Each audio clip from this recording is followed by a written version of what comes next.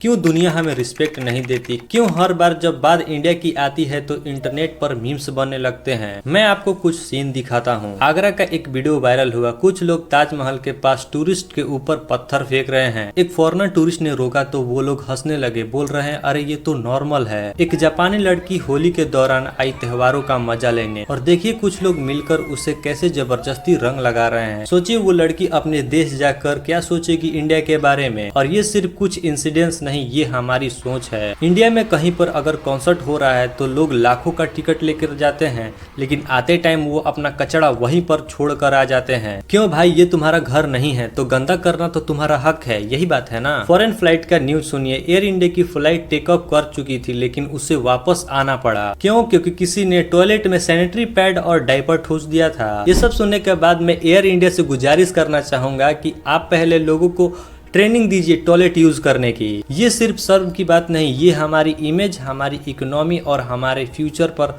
सीधा असर डालता है। थाईलैंड जैसे छोटे देश के पास इंडिया से 3 गुना ज्यादा फॉरेनर टूरिस्ट जाते हैं। क्यों? क्योंकि हमारी इमेज सही नहीं है। अभी मैं इंटरनेट पर कुछ दिन पहले एक वीडियो देखा जिसमें एक चने वाला जो कि 20 रुपए का चने बेच रहा था, वो फॉरेनर टूरिस्ट से 100 रुपए मांग रहा है, यानी कि 5 गुना ज्यादा। और वो समझ भी जाते हैं कि ये हमसे ज्यादा पैसे मांग रहा है।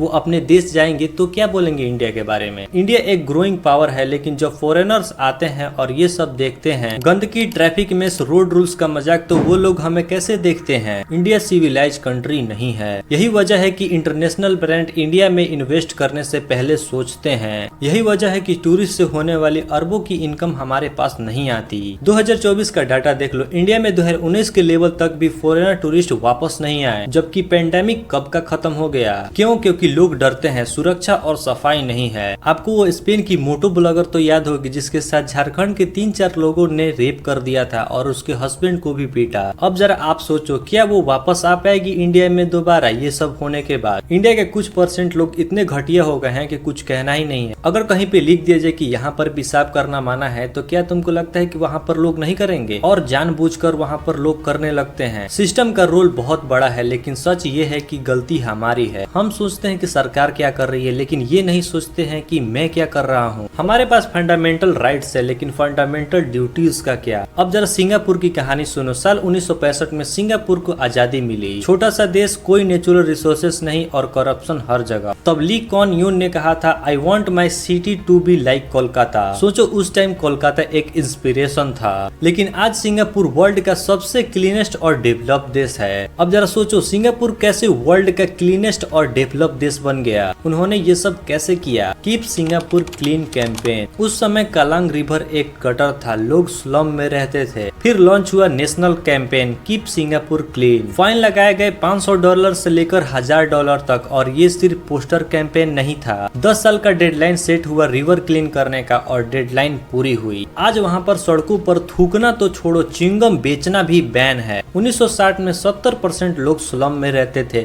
फिर बना हाउसिंग डेवलपमेंट बोर्ड HDB। 5 साल में 45,000 घर। सिर्फ घर नहीं, community planning, park, school, market, सब जगह। आज 90% सिंगापुरियंस के पास घर है। उन्होंने CPIB बनाया, इतना स्ट्रॉन्ग कि प्रधानमंत्री भी डायरेक्टर को नहीं हटा सकता। और सिर्फ यही नहीं, पॉलिटिशियंस को मोटा सैलरी ताकि ब्राइब्स लेने का बहाना ना रहे। आखिर हम क्यों नहीं कर सकते? हमारे पास भी लॉ है, लेकिन लॉ का इन्फोर्समेंट नहीं। CBI को केस करने के लिए पॉलिटिकल अप्रूवल चाहिए। सरकारी प्रोजेक्ट डिले हो तो पेनल्टी नहीं। पब्लिक हाउसिंग में 10,000 घरों का प्रॉमिस, लेकिन 2500 बने। ये हाल है भाई। सच बताऊं, सिस्टम को छोड़ो, हम खुद नहीं सुधरेंगे। क्यों? क्योंकि हमें बचपन से सिखाया गया है हमारा कचरा कोई और उठाएगा।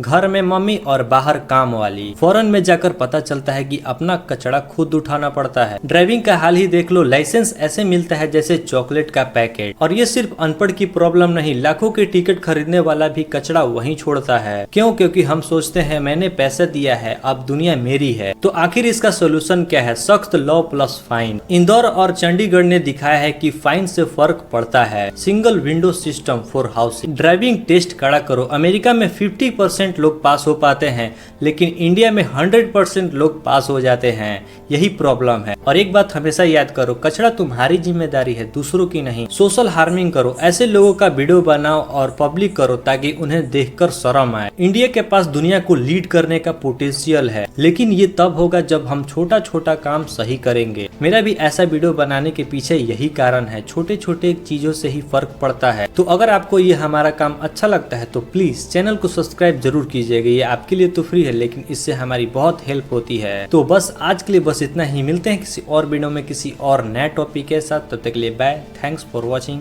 जय हिंद, जय भारत।